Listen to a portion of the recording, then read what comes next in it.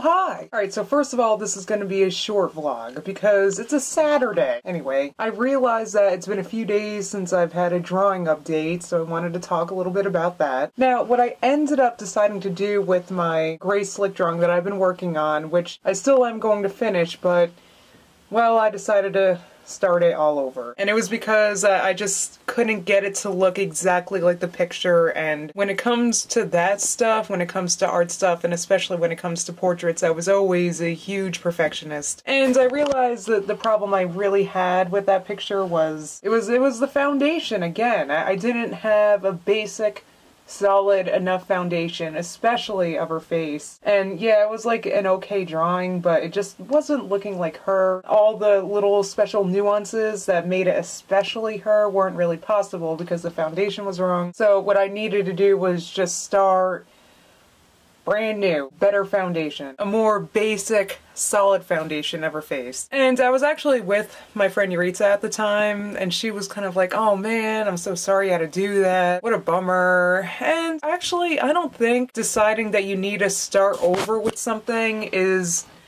accepting a failure at all. And we shouldn't think of it that way, because actually you're making it possible to just start anew, start fresh with a better foundation than you had before. Realizing your mistakes and starting over with that in mind will keep you from repeating those mistakes. And it'll make it possible to create something as good and solid as you want it to be. So if it requires erasing everything and restarting that foundation, then sometimes that's what it takes. When you're starting from scratch with anything, really, I mean, think about it. The only place you have to go is up. I'm starting at 0 with this drawing now, so there's not much really to lose. So to update you guys, I guess I'll show you what it's starting to look like now. Alright, so, well, actually, first of all, please ignore her neck. See, there's that dark spot that was there. I know that that whole thing is totally wrong, so please just try to ignore her neck. So I was just trying to get the tilt of her head right, and then see how basically I'm sketching in her features, just trying to get the proportions and the placements and the size and everything right. Now her lips are too big. This we know already, but this is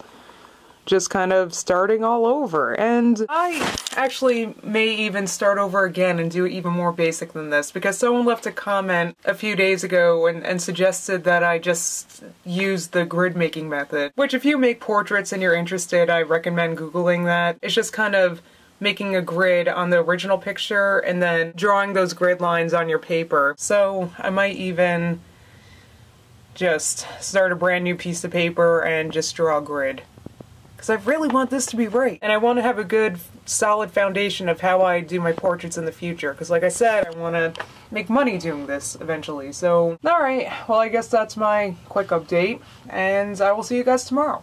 Bye.